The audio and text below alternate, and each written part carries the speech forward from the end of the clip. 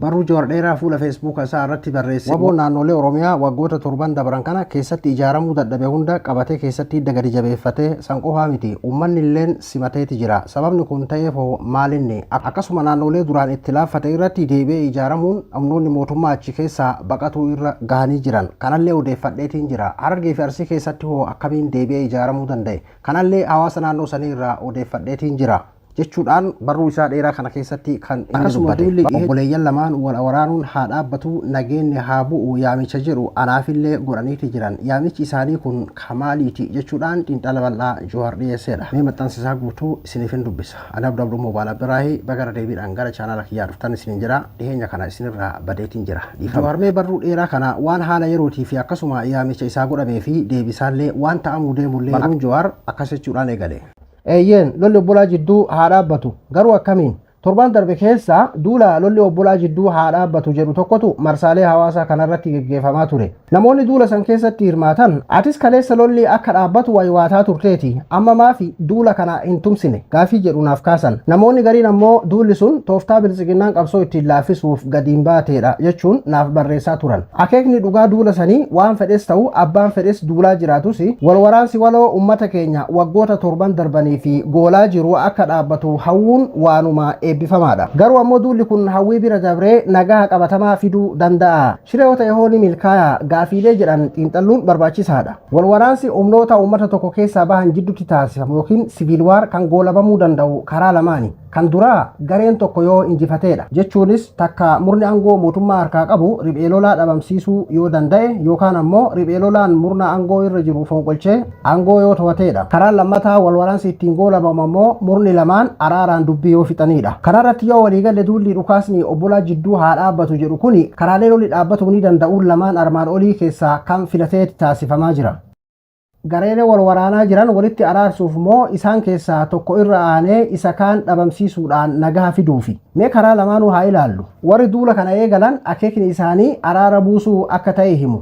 Mee dhugaadha jennee haa fudhannuuti araara buusuuf ni milkaa'u moo gaafii jettu haa xiinxallinu. Walwaraansi Oromiyaa keessaa sadarkaa manguddoo biyyattiitiin atis dhiisii jechuudhaan dhaabbatu bira erga darbee bubbulee jira. Kuni waan an jechaa jiru osoo hin taane kan qaamonni walwaraanaa jiran lachuu amananii fudhatanidha. Bilisiginnaa fi Waboonis dhugaa kana hubachuun bakka qaamonni sadaffaa jiranitti ifatti yeroo lama mari'atuun isaanii ni yaadatama. Maarree akeekni garee amma dhaadannoo dhukaasni haa dhaabbatuutiin socho'u warri walwaraanu lamaan marii araaraa marsaa biraatiif akka ta'an dhiibbaa gochuudha laata. Yoo san ta'e xiyyeeffannaan duula isaanii irra caalatti murna aangoo irra jiru irratti ta'uu qaba ture. Sababnis waliigaltee qaamota sadaffaa waliin taasise diiguudhaan hooggansi Waboo biyyatti akka hin deebine ugguruu yaaluudhaan carraa marii marsaa sadaffaa kan dhiphise bilisiginnaadha. Dabalataanis waamicha dippiloomaatonni marii marsaa biraatiif irra deddeebiidhaan taasisan kan dides murna aangoo irra jirudha. Kanaafuu akeekni duula kanaa araara buusuudhaan walwaraansa dhaabsisuu yoo taate mootummaan marsaa biraatiif akka qophaa'u dhiibuu dabalatee tarkaanfilee abdii fi wal amantaa uumuu danda'an akka fudhatu taasisuu feesisa. Tarkaanfileen kunniin ajjechaa namoota nagahaa dhaabsisuu warra hidhan gadi lakkisuu fi kan kana fakkaatan dabalata.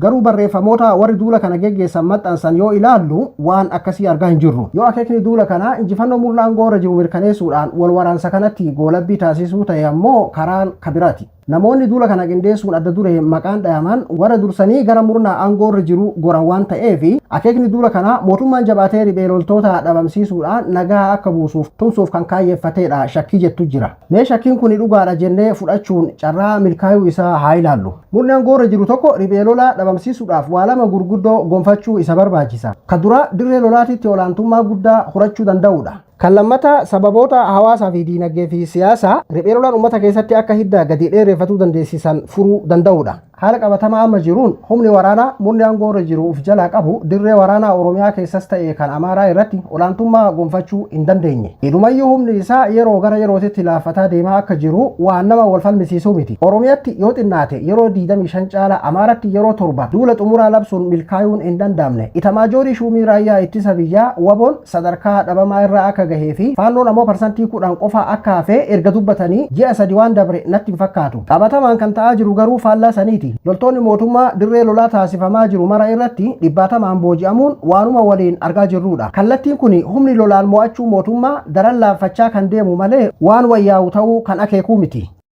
Gama sababoota hawaas diinagdee fi siyaasaan sochii riphee lolaaf haala aanjessaniis yoo ilaalle fooyya'insi hin mul'atu. Ajjeechaan hidhaa fi saamichi dargaggeeyyiin bosonatti akka naman godhe ni fooyya'e moo ni hammaate? Deebiin ni hammaate kan jedhu ta'uu dhugaa namuu argu. Kun ammoo sochii riphee lolaa akka laafatu osoo hin taane daran akka babal'atu taasise. Ragaan kana ammoo godinaalee sochiin lolaa keessa hin turinitti babal'achuudhaa fi kan keessaa dhabamee turetti akka haaraatti jabaachuudha.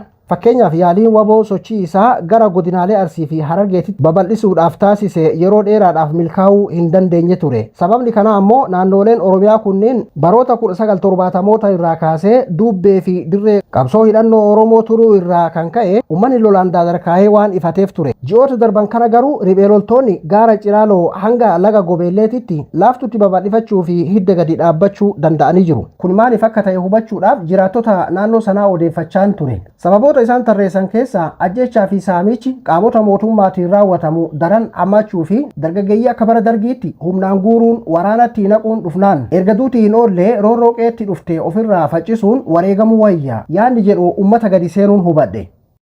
Kanarraa kan ka'e dargaggoonni kumaatamaan wabootti dabalamuu qofa osoo hin taane uummannis qeebalee jira. Godinoota sochii waboo itti laaffate yookiin dhabamee ture irrattis haaraatti dagaaguu agarra. Fakkeenyaaf gaafa jaalsanyiin faa gara mootummaa galan booda aanaaleen shawaa lixaa hedduu keessatti sochiin riphee lolaa sadarkaa dhabamuu irra gahee ture. Garuu ji'oota muraasa keessatti deebi'ee biqiluun yeroo ammaa humni mootummaa gadi dhiisee bahuuf dirqamaa jira. Kunis maaliif ta'e jedhee odeeffachaan ture. Waboon bahee lolli dhaabbannaan uummanni hamma tokko gaaga'ama lolaa waggoota isa goolaa ture irraa haara galfatee ture. Garuu ammoo haara galfiin suni hedduu hin turre. Akkuma humni mootummaa deebi'ee qabateen kaabinee fi milishaan ummata hiraarsuu eegalan. San dura waboo gargaaraa turan jechuun namoota ajjeesuu hidhanii mallaqa irraa fudhachuun faashina ta'e. Garadoon kun riphee loltoonni godinaalee ollaa jiran qubsumaa akka babal'ifatan haala aanja'aa uume. Dargaggoonnis du'aa fi hidhaa dheessuudhaan haaratti wabootti galuu eegalan. Warrummaan dura harka kennates dhiitichaa fi ajjeechaa dheessuudhaan bosonatti deebi'an. Haala kanaan bakka jaarsanyiin faa irraa galaan yeroo waggaa tokko hin guunnetti waboon bosonatti hafe deebisee dhuunfachuu danda'e. Maarree warri har'a dhaadannoo dhukaasni obbolaa jidduu haa dhaabbatu jettuun gadi bahan kuni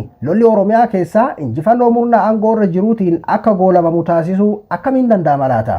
Humna waraana murna aangoo harkaa qabuu cimsuu danda'u moo haalota hawaasaa diinagdee fi siyaasaa babal'ina sochii riphee lolaadhaa fi haala mijataa uumuu hir'isuu danda'u laata? Humna waraana mootummaa cimsuu yoo taate waan yaalamee bu'aa hammasii hin buusinidha. Ajajoonni waboo jajjaboo jedhaman erga mootummatti makamanii booda duula farra riphee lolaa irratti bobbaafamanii turan. Bu'aan isaan buusan garuu hammasii miti. Maaliif? Humni waraana mootummaa kan laaffatee fi hanqina hoggansaa tarsiimoo fi adeemsa siyaasaa irraa kan madde waan ta'eef hamma sun furamutti namoota muraasa dhiisii miliyoonaan yoo itti makamanis deebisanii cimsuun injifannoo gonfachiisuun hin danda'amu.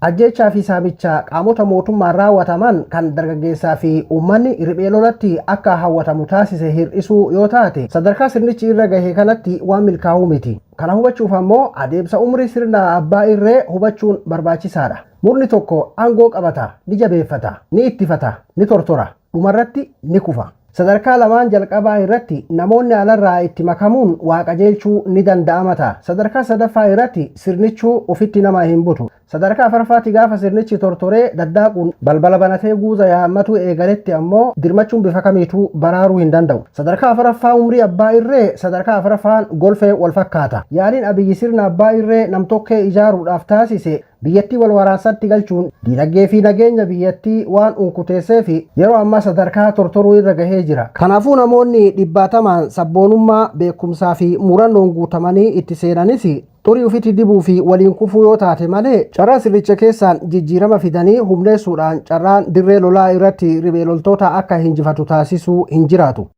Har'a gaafa sadarkaa tortoruu irra gahee kana dhiisaati warri sadarkaa jalqabaa lamaan irratti sirnichatti makamanuu jijjiirama homaa fiduu hin dandeenye. Adeemsa aangoo qabachuu hanga komboluu sirna abbaa irree irratti gara fuulduraa bal'isee waa barreessuun yaala. Walumaa galatti yaada dhukaasa obbolaa jidduutti dhaabuu jedhu gaarii ta'us tooftaan hordofamaa jiru bu'aa buusuu danda'uun isaa abdachiisaa miti. Akeekni duula kanaa araara buusuun lola dhaabuu yoo taate murna aangoorra jiru irratti dhiibbaa godhuu feesisa ture. Sochii warri duula kana taasisan godhaa jiranirraa yoo ilaallu sana argaa hin jirru. Murna aangoorra jiru cimsanii dirree lolaatitti riphee loltoota dhabamsiisuudhaan nagaa buusuu yoo taate ammoo sadarkaa sirnichi amma irra gaheen waan danda'amuu miti.